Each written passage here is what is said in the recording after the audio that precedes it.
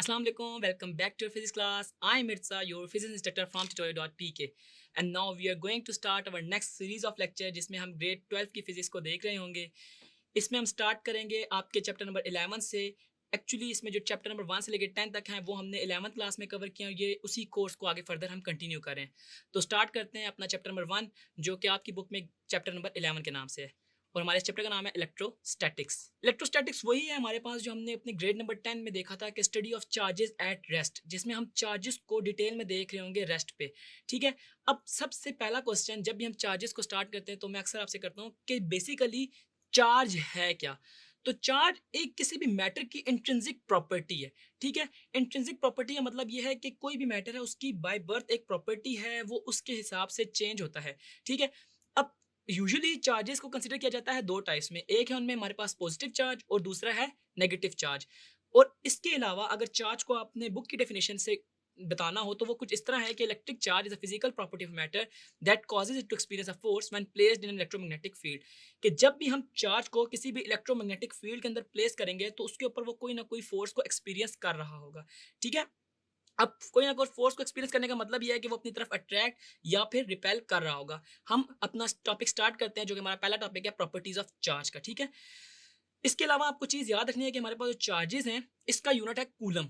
और चार्ज का जो एलिमेंट्री पार्ट है, एलिमेंट्री का मतलब है मेरा पास जो उसका फंडामेंटल बेसिक पार्ट है उसको हम ना ई से रिप्रेजेंट कर रहे होते हैं और इसकी वैल्यू होती है 1.6 इंटू 10⁻⁻19 कूलम। और यही हमारे पास एक इलेक्ट्रॉन की भी चार्ज की वैल्यू है, यानी कि इलेक्ट्रॉन को हम उसका एलिमेंट्री पार्ट ले रहे होते हैं। इसके अलावा चार्ज के अंदर एक और प्रोसेस हो होता है वो है क्वांटाइजेशन का। क्वांटाइजेशन का मतलब ये है कि हमारे पास चार्जेस जो है ना वो एक डिस्क्रीट पैकेट्स की फॉर्म में होते हैं, यानी कि उनको हम काउंट करते हैं। चार्ज को मेजर नहीं किया जाता, चार्ज को काउंट किया जाता है। इसी वजह से हमारे पास जो चार्ज है वो is equal to integral multiple of the elementary element है, यानी कि हमारे पास जो भी एलिमेंट्री एलिमेंट है उसको हम मल्टीप्लाई कर देते हैं एन से, where n is any integer. ठीक है, यानी कि वो 1 हो सकते हैं, 2 हो सकते हैं, 3 हो सकते हैं, यानी कि चार्ज को इस तरीके से हम लोग काउंट करते हैं। ठीक है, आइए अब देखते हैं हमारे पास क्या-क्या चार्ज की प्रॉपर्टीज़ हैं। चार्ज की सबसे पहली प्रॉपर्टी कि हमारे पास ये अट्रैक्ट या फिर रिपेल होता है दूसरे ऑब्जेक्ट्स से। ठीक है, इसके अलावा हमारे पास जो friction produces the two different type of charges on different material such as glass and plastic, यानी कि हमारे पास फ्रिक्शन की वजह से भी चार्जेस प्रोड्यूस्ड होते हैं और वो डिफरेंट टाइप के होते हैं और वो डिपेंड करता है हमारे पास नेचर ऑफ द ऑब्जेक्ट पे। ग्लास में हमारे पास किसी और टाइप का चार्ज होगा जबकि हमारे पास प्लास्टिक में किसी और टाइप का चार्ज होगा। सिमिलरली आपको एक बात याद है कि हमारे पास जो लाइक चार्जेस होते हैं वो ऑलवेज रिपेल होते हैं एक दूसरे से। ठीक है, वेयर एज हमारे पास unlike charges are attracted to each other. यानी कि इसमें हमने चीज सीखी है कि जो रिपल्जन है ना वो एक शोर टेस्ट है किसी भी बॉडी के ऊपर चार्ज के होने का। और इसी चीज को आपने अपने जो पेपर है उसमें भी इसी तरह एक्सप्लेन करना है जब आपके पास प्रॉपर्टीज ऑफ चार्ज के बारे में पूछे। सबसे पहले आप चार्ज को डिफाइन कर दो, उसके अलावा आप बताएं कि चार्ज को मेजर कैसे किया जाता है, इसका एलिमेंट्री पार्टिकल क्या है और इसकी क्या क्या हमारे पास प्रॉपर्टीज हैं। अब इसी से हमारे पास एक चीज रिलेट करती है एंड दैट इज फोर्स, यानी कि हमारे पास अगर हम चार्ज चार्ज को किसी भी इलेक्ट्रोमैग्नेटिक फील्ड के अंदर रखें तो वो कौन सी फोर्स एक्सपीरियंस कर रहा होता है। इस चीज को सबसे पहले स्टडी किया था एक साइंटिस्ट कूलम ने और उसने एक लॉ प्रेजेंट किया था दैट इज कूलम्स लॉ। तो आइए स्टार्ट करते हैं, हमारे पास कूलम्स लॉ है क्या कि जब भी हम दो या दो से ज्यादा चार्जेस को इलेक्ट्रोमैग्नेटिक फील्ड में या इलेक्ट्रिक फील्ड में प्लेस करते हैं वो एक दूसरे से अट्रैक्ट या फिर रिपेल करते हैं।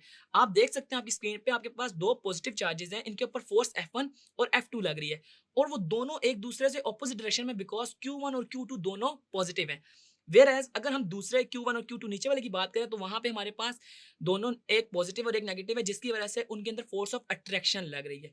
ठीक है, तो इसको हम लॉ को डिफाइन कैसे करते हैं कि द फोर्स ऑफ अट्रैक्शन और repulsion between two point charges is directly proportional to the product of their magnitude of charges and inversely proportional to the square of distance between them. यानी कि जो हमारे पास force of attraction है उन दो point charges के दरमियान वो डायरेक्टली प्रोपोर्शनल उनके प्रोडक्ट के और इनवर्सली प्रोपोर्शनल है उन दोनों के दरमियान के डिस्टेंस के। और इन दोनों के दरमियान का डिस्टेंस आप देख सकते हैं आर है, जबकि इनके ऊपर जो चार्जेस है वो Q1 और Q2 हैं।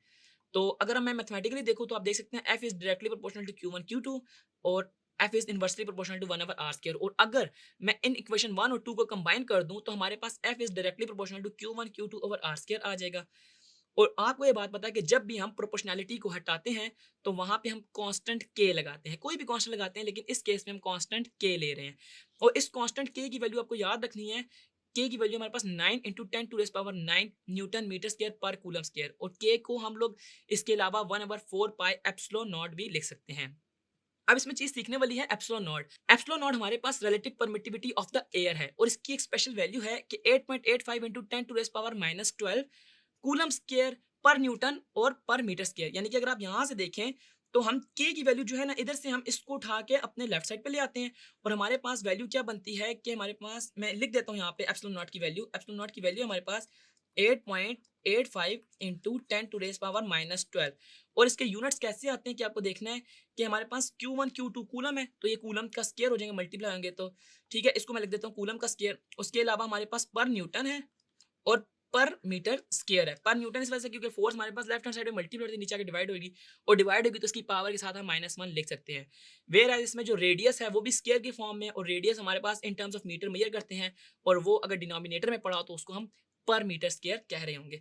तो आपको ये दो वैल्यूज याद रखनी है, एक एप्सिलॉन नॉट की और इसके अलावा के की। अब सवाल हमारे पास ये पैदा होता है कि अगर वो टेस्ट चार्जेस वैक्यूम यानी कि एयर के अलावा किसी और मटेरियल मीडिया में प्रेजेंट हो तब क्या होगा।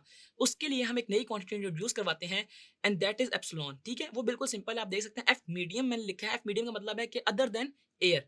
जब अदर देन एयर है तो मैं उसके साथ स्पेशली लिखा करूंगा कि ये एफ मीडियम है, and that is 1/4 pi epsilon naught Q1 Q2 over R square. Where इसमें जो एप्सिलॉन है ना, वो हमारे पास परमिटिविटी ऑफ द मीडियम है, और एक चीज पेपर में पूछी जाती है कि परमिटिविटी ऑफ मीडियम और वैक्यूम की जो रेशियो है वो क्या है हमारे पास, वो हमारे पास एप्सिलॉन आर है। ठीक है, epsilon R is equal to epsilon over epsilon naught. इसमें जो एप्सिलॉन नॉट है वो relative permittivity of the air है, जबकि एप्सिलॉन जो है वो हमारे पास relative permittivity of the medium है।